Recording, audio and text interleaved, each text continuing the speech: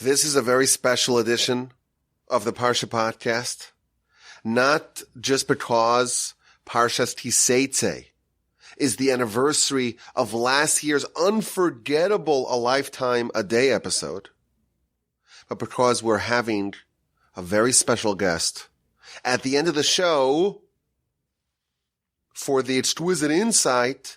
My son Yehoshua, he should live and be well, is coming on to share his thoughts and to give us his Bar Mitzvah speech. You may recall about 1.5 years ago, our eldest son Akiva had his Bar Mitzvah, and he was invited to the Parsha Podcast, and he gave a guest episode. Well, now it is my next son Yehoshua's turn. He's Bar Mitzvah now as well, and he's going to have his day in the spotlight, his day behind the microphone. Now, the truth is, his Bar Mitzvah, his actual birthday when he turned 13, was about 2 months ago, kind of the middle of July. And typically we would schedule all of a child's Bar Mitzvah festivities around his birthday. But alas, it was the middle of July. And as you know, Houston is basically uninhabitable in July. And every year we take our trip to Canada. And not only do we leave, it's very common for people in our neighborhood, in our community to leave as well. So Yehoshua, all of his friends are out of town. So we decided to distribute his Bar Mitzvah festivities. And today, it's going to be the 5th and final component of Yehoshua's Bar Mitzvah celebration festivities. On the day of his birthday, I think it was the 12th or 13th of July, we celebrated his Bar Mitzvah in Israel, and that was celebration number 1, component number 1 of the extended Bar Mitzvah festivities. And that Shabbos, it was Parshas Pinchas, a long time ago, there was a festive Kiddush celebration in Canada. And this past week, Yehoshua read from the Torah in our shul here in Houston. That was celebration number 3. And then we had a nice celebratory feast for some local friends and his classmates, coupled with a siyum. Siyum is the Hebrew word for conclusion or completion. Yehoshua completed an entire order of Mishnah, and he finished it in front of his friends and classmates. And that was number 4. But of course, we have to celebrate with the Parsha Podcast family.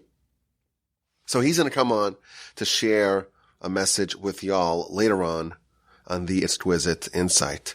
But what I'm going to tell you today is what I said Sunday night. Like I said Sunday night, we got together with some local friends and Yeshua's classmates, and I prepared a speech, one that relates to the Bar Mitzvah boy, but really it contains some very valuable lessons for all of us. And it also connects to the Parsha.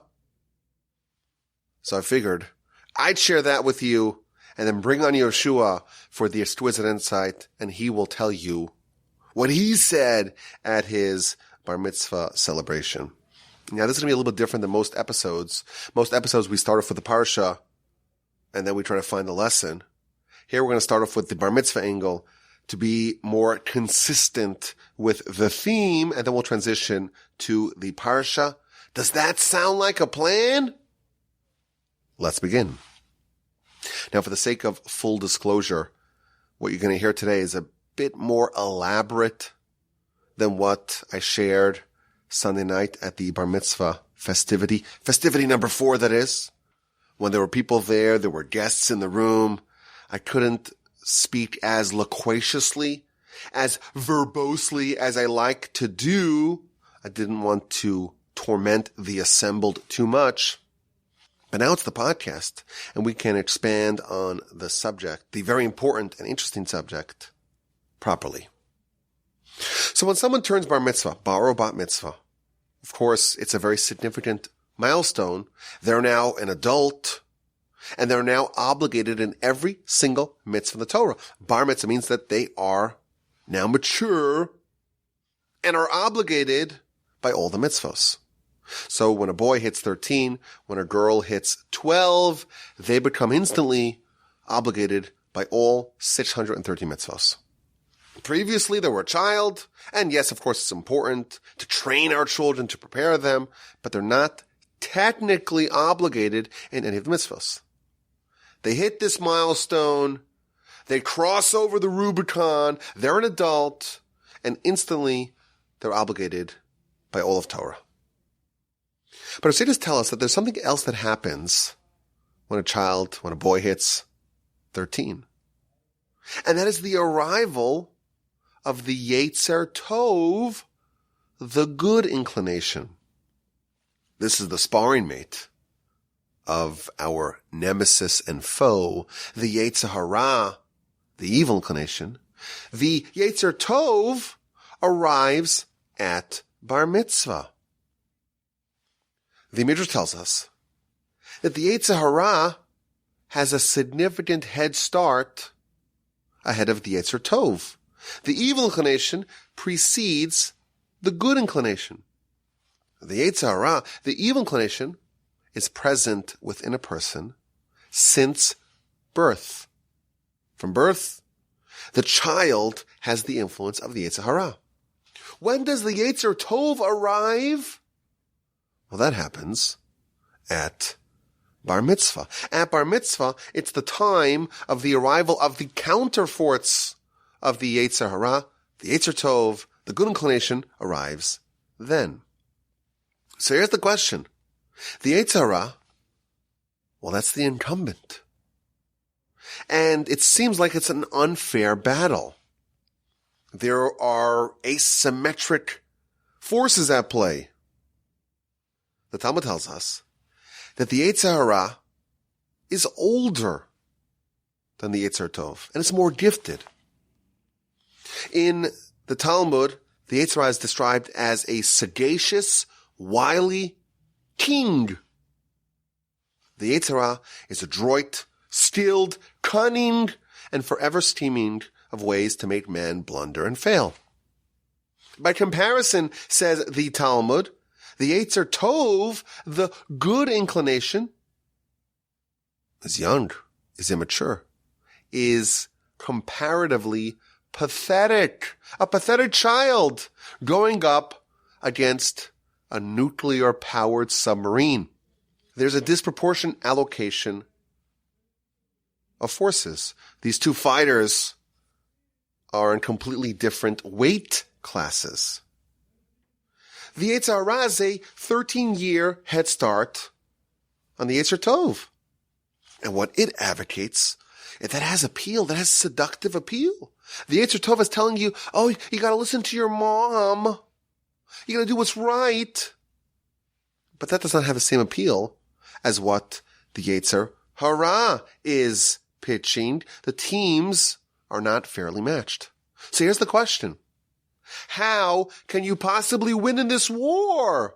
There's a war going on, and the forces advocating for success, for what the soul wants, for what the Torah is telling us to do, is so much weaker, is so much more pathetic, is so much more immature and untrained as the force fighting against us as the Yetzer Hara. How could he possibly win? How is this fair? There's such a mismatch in ability and power between these two. And of course, we believe in free will. Free will necessitates that the two sides are equal. And the system only works when it's balanced. But here, it seems to be skewed in one direction. The newly arrived Yetzer Tov that comes with the ascent to adulthood with Bar Mitzvah, well, that force is completely outmatched, outclassed by the Yetzer Hara. Now, the truth is, this question is really alluded to in the Mishnah. In the 4th chapter of Pirkei Avos, Mishnah number 2, we're told, Haverotz lemitzvah kalak v'chamura. You should run in pursuit of an easy mitzvah as you would for a more important mitzvah. Uboreach min ha'avera. And you should flee from sin.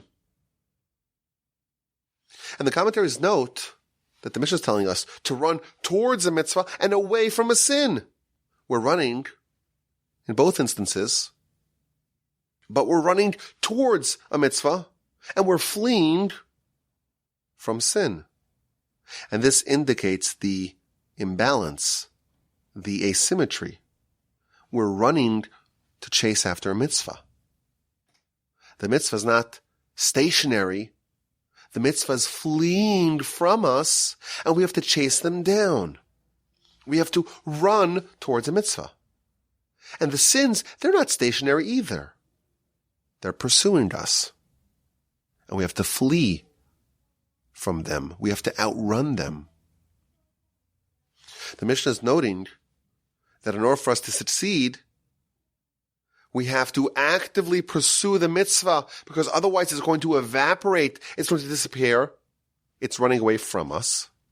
And we have to run away actively from the sin, because otherwise it will overtake us.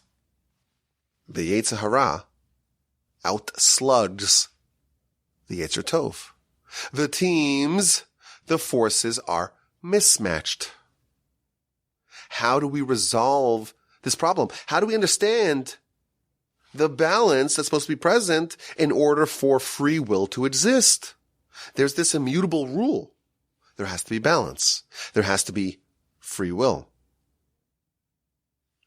How indeed is there free will when the Yetzer Hara, the force pushing us to sin, the force standing in our way, trying to blockade us, to prevent us from doing mitzvos, when that force is so much stronger than the Yetzer Tov trying to encourage us to do mitzvos, it seems like it's not fair. So here's the answer.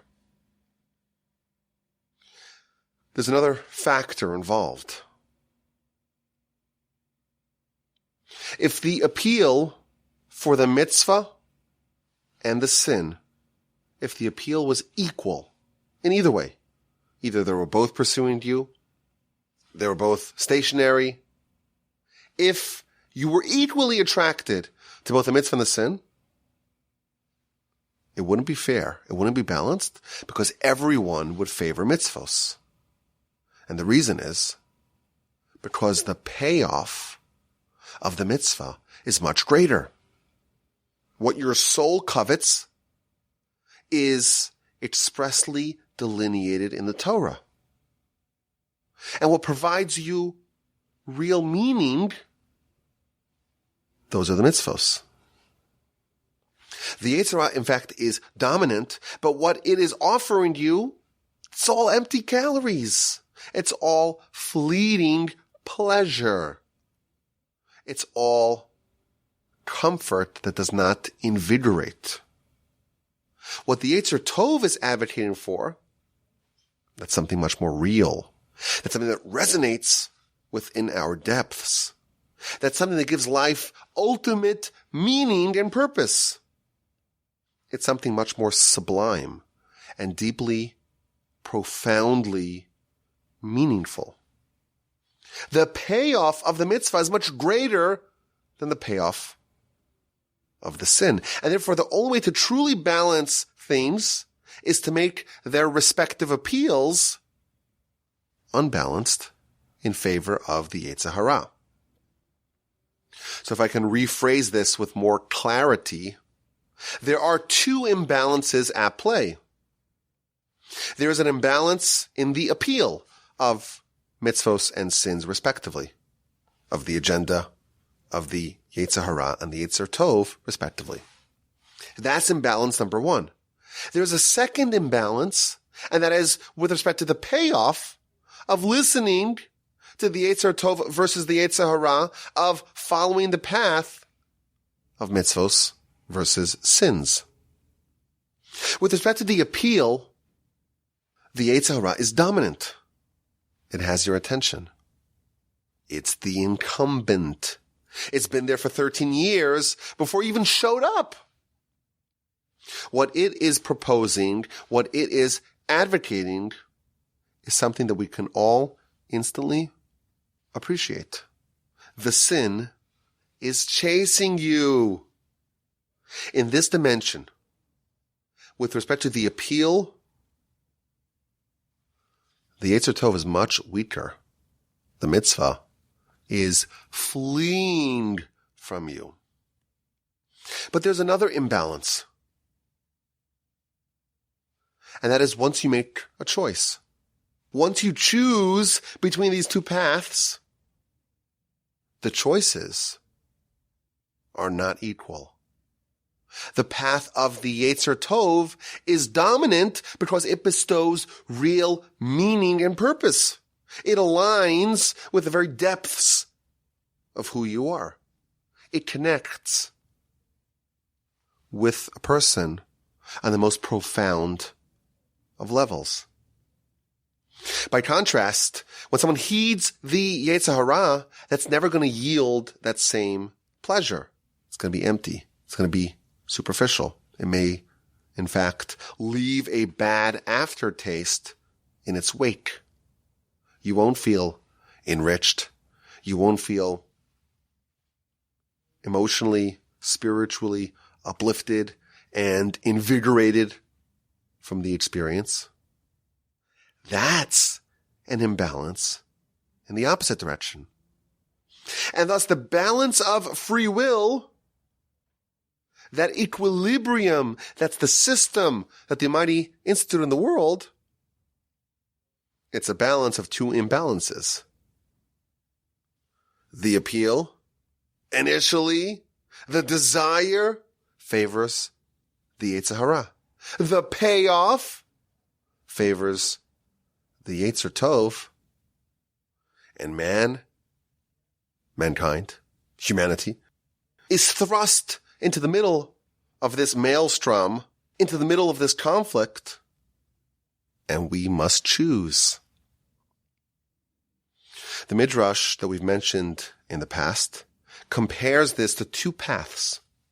A person's at a fork in the road. You could go right or you could go left. And in one direction, it seems like it's really appealing. It's really pleasant. The roads are beautiful. Everything's really nicely paved. The scenery is nice. It's all appealing. And you look in the other direction, and it's full of thorns, and it's not a good road, and it seems a little scary and daunting and overwhelming. But then you discover that after you go a little bit, the roads change. The road that was initially so appealing, a little bit further down, past that curve, it's actually really dangerous and really unappealing. Whereas the more difficult path initially ultimately yields to a beautiful path down the road. Here's the imbalance. When it comes to choosing, when it comes to free will, when it comes to the Yetzer Tov versus the Yetzer Hara, initially, the path that the Yetzer Hara favors is more appealing. Indeed, he's more talented, he's more gifted at getting your attention. He precedes the Yetzer Tov by 13 years. He's more experienced. The Yetzer Tov, what it's offering, what it could pitch to you, what it could show you, doesn't look exciting or titillating in any way. But once you get a little further down the road, one provides a much more rich payoff, and one leaves you with nothing. Bar Mitzvah, that is a critical juncture in a child's life. Now they are mature. Now they can begin to appreciate the more sophisticated pleasures in life. Now they're capable of seeing a bigger picture than before. Now they can appreciate a fine steak, not just junk food. Now they're players in this great game, this grand conflict of life. Now the Yetzer Tov has a chance. Previously, the Yetzer Hara was unchallenged. The child was incapable of resisting the agenda that the Yetzer Hara sold.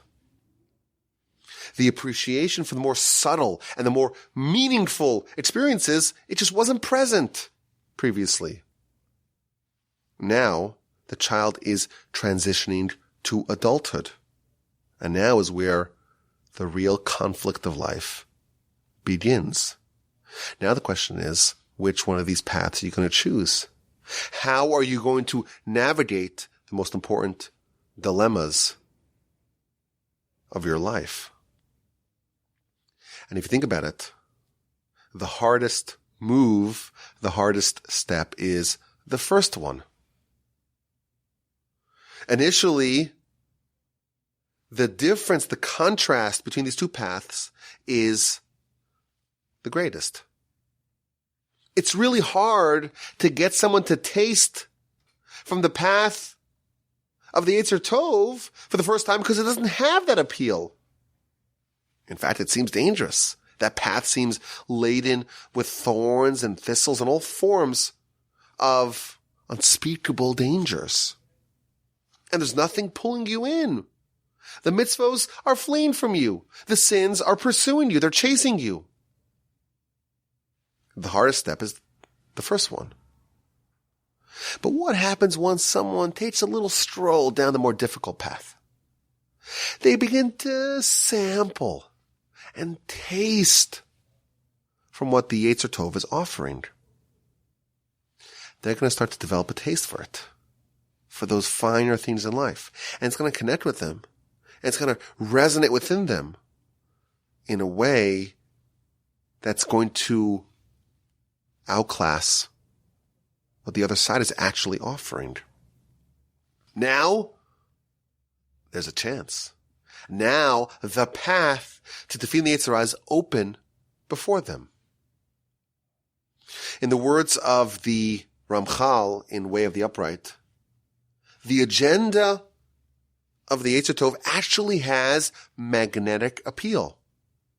Like two magnets attracted to each other with ceaseless attraction.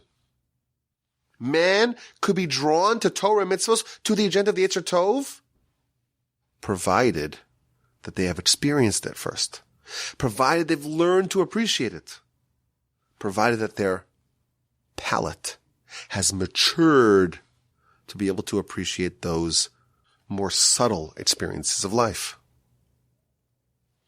Way back in the book of Exodus, in the run-up to the Ten Commandments, there is an amazing Rashi. This is chapter 19, verse 4 of the book of Exodus. This is right before the Jewish people have accepted the Torah. And again, the Torah, that's the agenda of the Yetzer Tov. It doesn't have that same appeal as what the Yetzer Hara is selling. And Rashi explains the verse 4, as saying, if you accept it now, it will be pleasurable for you in the future. For all beginnings are difficult. If you accept the offerings of the Yetzer Tov now, when it's hard, it will be pleasurable henceforth, because all beginnings are hard. At the beginning, it's just in the appeal phase. Well, it's hard, because in that dimension, the advantage favors the Yetzer Hara. But once you taste it, it becomes supremely desirable going forward, because once you've transitioned to the payoff phase, the Yetzer Tov is offering a lot more substance. All the beginnings are hard, because in the appeal phase, the imbalance favors the Yetzer Hara. In the beginning, the mitzvos are fleeing from you, the sins are chasing you. Winning is hard because you have to really work hard. You have to tenaciously, against those headwinds, pursue the mitzvos. And you have to flee. You have to hightail away from the sins which are mercilessly hounding you. But once you're past that stage, once you get past that little curve in the road, it will be pleasurable from you then on. The beginning is hard. If it's not hard, if it's not difficult, you're not quite yet at the beginning. The beginning is hard. But once you get a taste for the better things in life, it's pleasurable from there on. Now, this is not to say that the battle's over. The battle's not over once you have a taste in spiritual matters. Until you are taken out of this arena, until the Almighty removes you from the playing field, you're still in the battle. But once you've tasted it, you can win. Now it is feasible. And then I wanted to suggest that this really is the story of our Parsha. So of course our Parsha has more mitzvos than any other Parsha in the whole Torah. But there are a few interesting patterns in our Parsha. The Parsha begins with a war. When you go out to war. Ki Seitzei la milchama. When you go out to war against your enemies. And the Parsha also ends with a war. The war against Amalek. In the first war, we read about a warrior going into battle, encountering a beautiful captive, and being so taken by this beautiful captive, wanting to marry this captive. That's the war at the beginning of the Parsha. And the Parsha ends with the war against our national nemesis, the nation of Amalek, that launched an unprovoked attack against us after we left Egypt. And our national mission is to completely and totally destroy any remnant of this nation, to completely eradicate Amalek from the world. So the Parsha begins with a war, ends with a war. But quite interestingly, the sources tell us that these two descriptions of war are alluding to the spiritual war of our life, the war against the Yetzer Hara. The Zohar says, Ki Seitzei la milchama, when you go out to war against your enemy, which enemy is being hinted to in the beginning of our Parsha? The war against the Yetzer Hara. What about Amalek at the end of the Parsha? Again, the Zohar tells us, Amalek, ha Yitzra Bisha, which is Aramaic for, this is the Yetzer Hara. So our Parsha is bookended with wars, and not just any wars, wars that are emblematic, or at least are alluding to the war against the Yetzer Hara. Our Parsha is like a war sandwich, starting off with war against the Yetzer Hara and concluding with that same war. But if you examine these wars closely, you'll see that they're wars with very different results. What happens with the first war against the Yetzer Hara? It ends in failure. Rashi tells us this is the second verse of our Parsha. The Torah here speaking against the Yetzer Hara. For if God does not allow you to marry this beautiful captive woman, you will marry her in sin. You will violate the transgression and you will marry her nonetheless. Rashi says something incredible. The idea that when you go to war and you see this foreign woman and you take her as a captive and you are so enamored by her and you're so infatuated with her that in this particular setting, there's no way for you to overcome this temptation. Amid the passions of war and the tenacity of the battle, and you have this beautiful, seductive woman, and she's availing herself to you, Rashi, quoting from our sages, tell us that self-control is impossible. If God forbade this relationship, you'd do it nonetheless. You'd violate that prohibition. And even though ordinarily you would say, well, maybe this is something that ought to be prohibited, under any other circumstances would be prohibited, it's permitted because this battle is unwinnable. So it's interesting. The beginning of our Parsha, it's talking about a war. And it's talking about the war against the Yetzer Hara. And there's this very dubious loophole where, because there's no way for you to win this battle, there's no way for you to overcome this temptation, the Almighty says, okay, you can't win this war? Give in. The first war against the Yetzer Hara in our Parsha is unwinnable, and it's very different than what is expected from us at the end of the Parsha. From a war that we cannot win, we go to a war that we must win. Not just win it, we have to win it with total victory, and we have to erase and destroy and eradicate the name and the memory of Amalek. We have to completely annihilate Amalek. So it's a very interesting transition. We start off with a war against the Yetzer Hara, a war that we cannot win. It's guaranteed to end in defeat. And the Parsha ends with a war against the Yetzer Hara that we must win, and we must win with total victory. Well, what changed? How does this war and the prospect of victory, how does it change so drastically? And the answer, of course, is what happens in the middle between these two descriptions of war. What happens in the middle of our Parsha? What is the bulk of our Parsha? Tons and tons of mitzvos. More than any Parsha in the whole Torah. That's the secret. You start off at the beginning of the war, and the beginnings are really hard. It's an imbalance. The sides are mismatched. The forces are unequal. The sins are chasing you. The mitzvos are fleeing from you. At the beginning, prior to the mitzvos, prior to tasting what the Yetzer Tov is offering you, it is indeed an unwinnable battle.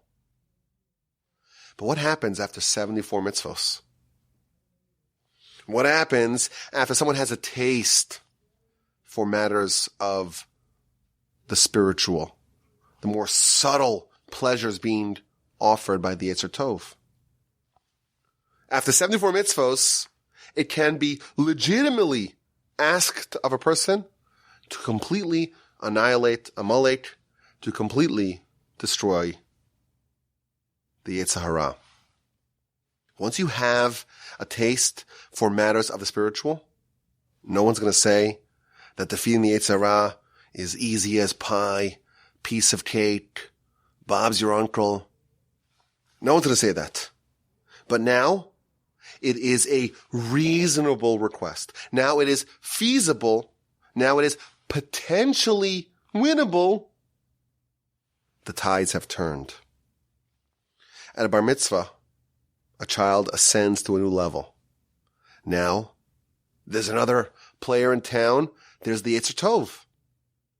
And while if we were to measure, to match up the appeal of what the Yetzer Tov is selling versus what the Yetzer Hara is selling, the forces are not quite balanced. But at this juncture, someone is more mature, and they can learn to develop a taste for spiritual matters. Now they have a chance. Now they're part of this grand conflict of life. And during the bar mitzvah, I said that our son, Yehoshua, he already has a head start. He's always loved to learn Torah, to study Torah with great zest. and he has a penchant for doing mitzvos. The Yetzer Tov is already operational within him.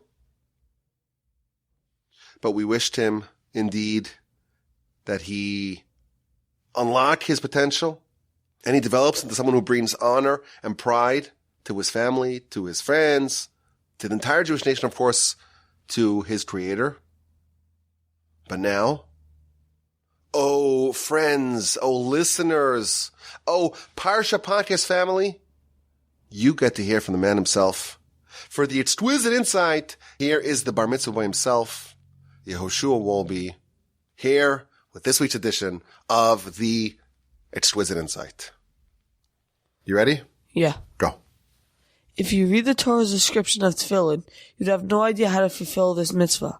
The Talmud says that every aspect of how tefillin are made and worn is a halacha l'Moshe Sinai, or a law from the oral Torah. Meaning that this is a law that Moshe told us orally, that he received from God at Sinai, and we trace it back all the way back to the original source via the tradition, but it's not written down.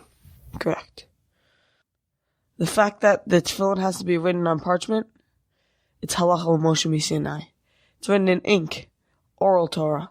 The identity of the four parshios, it is not divulged in the Torah. Four parshios meaning the four parchments that are in the four compartments on the tefillin on the head, the shalrosh, and again, those same four Torah sections are featured also on the tefillin that's on the hand. Is that right? Yeah. But the identity is not revealed in the Torah. It's part of the halacha l'Moshe Sinai. It's a halacha given from Moshe at Sinai. The shape of the tefillin, the titura, and the ma'abarta, they're all halacha l'Moshe Sinai. And just for clarification, those refer to parts of the tefillin, the structure, the build of the box, and the shape of how it's made. Part of it's called the titura, part of it's called the ma'abarta, and all that is not featured in the Torah, the written Torah. It's a halacha from Moshe at Sinai. Yeah. The shins on either side of the shalrosh, and that they must be squared, that the boxes are separated with a sinew of an animal, that the parshios are wrapped with a piece of parchment and tied with a hair, that the straps have to be black, and the dalet of the tefillin and the yid of the tefillin, they're all from oral Torah. This raises an interesting question. Why specifically in this mitzvah are so much of the basic halacha not written down in the Torah and instead left to oral tradition, parent to child, generation to generation? Why specifically by tefillin does the description of the mitzvah in the Torah leave so much for Torah Shebaal Peh? Perhaps we can suggest an answer. The Sefer HaChinuch on the mitzvah of tefillin shalosh says something very interesting about the parshios found inside the tefillin. Why are these four parshios, Kadesh, V'haya Kiviyacha, Shema, V'haya Im Shemoah, are wrapped on our arms opposite our hearts and on our head? He explains, because these parshios... Actually, if I could just clarify, of all the Torah sections of the Torah, these four specifically, 2 in Exodus, 2 in Deuteronomy, these four were selected to be in the tefillin, both the one on the arm and the one on the head. You could have selected a lot of different things. There's a lot of very interesting and moving and powerful and evocative parsha sections in the Torah. Why these four specifically? Is that the question? Yeah. He explains, because these parshios contain the essentials of our religion, it has accepting the yoke of God. It talks about the oneness of Hashem. It talks about leaving Egypt, which necessitates emunah. Therefore, we are commanded to take these Torah sections and affix them on ourselves to always remember their messages and strengthen ourselves in them. These tenets are so crucial. We must remember them every day. Perhaps we can suggest that another indispensable essential of our religion is the necessity of relying on tradition. We are wearing this very elaborate device every day, and the way it's made and designed and worn is completely a result of tradition. One of the most important ideas that we cannot forget is the transmission of Torah from parent to child, from generation to generation. Part of what we are supposed to remember every day when we wear a tefillin is that our glorious life that we have today did not spontaneously emerge overnight. What we have today is the result of painstaking and dedicated commitment of our illustrious predecessors, generation to generation, parent to child. I think this is a fitting idea to think about as I come to age, as I become obligated mitzvos, as I start wearing tefillin for real. We have to remember that the wonderful Torah and mitzvos and way of life that we are fortunate to partake in wasn't hatched overnight. It is based upon a long and glorious tradition, going all the way back to Moshe at Sinai. I am here before you today, but I am standing on the shoulders of giants. I'm here thanks to my parents and grandparents. I'm here because of the sacrifices and emunah of my great-grandparents. All 8 of them were Holocaust survivors who tenaciously clung to the Torah, notwithstanding the horrors that they underwent. This past summer, I had the great fortune of visiting Eretz Yisrael. One of the highlights of the trip was visiting the kfarim of 7 of my great-grandparents during the trip. All of them tzaddikim, kedoshim, people of unflinching faith, people who exemplified superlative emunah. It is in their merit that I am here before you today. They are my link to Sinai all the way back to Moses, all the way back to Abraham, Isaac, and Jacob. When Bill wanted to curse the Jews, he saw their roots. When he saw the fathers and the mothers, he saw that they were so firmly entrenched in the ground, they were immovable and unconquerable. It didn't stop there. It continues and continues until today. I hope that I, too, will build my link on this noble and glorious chain. May the merit of these giants be a merit to me as I enter the world of mitzvos, and may you all be blessed with all the blessings in the world. Thank you for listening. Thank you, Yoshua Wolbe, for that stirring lesson about tefillin and what it teaches us about the importance of tradition and us never forgetting where we came from. Before we sign off from this podcast, I have a few questions that I need to ask you. Rapid fire questions. Are you ready? Yeah. Okay. Who was a greater president, Lincoln or Washington? Washington. Washington, okay. Who was a greater political theorist, Thomas Jefferson or Alexander Hamilton? Hamilton. Hamilton, I like this. 2 for 2. The listeners may not know, but Yeshua's expertise outside of Torah are American history and football, so we'll ask some football questions. Super Bowl predictions. This is the first week. Who do you predict is going to represent the AFC and the NFC in the Super Bowl in 2023? I think the Bills are going to be in the Super Bowl for AFC, but for NFC, possibly the Rams, possibly the Buccaneers. And who's your pick for MVP this year? Josh Allen. Josh Allen. Oh, there you go. You have it over here. We have it now time-stamped before the season even starts. Yoshua Wolbe's predicting that the Bills are going to make it all the way to the Super Bowl behind MVP quarterback Josh Allen. Thank you, Yoshua, for coming and joining us on the Parsha Podcast and celebrating your Bar Mitzvah with all of the listeners. I hope y'all enjoyed. Send me an email, rabbiwolbe@gmail.com. Have an incredible day, a splendid rest of your week, and a fantastic and wonderful, uplifting, inspiring Shabbos upcoming. And please God, with the help of the Almighty, we will talk again next week.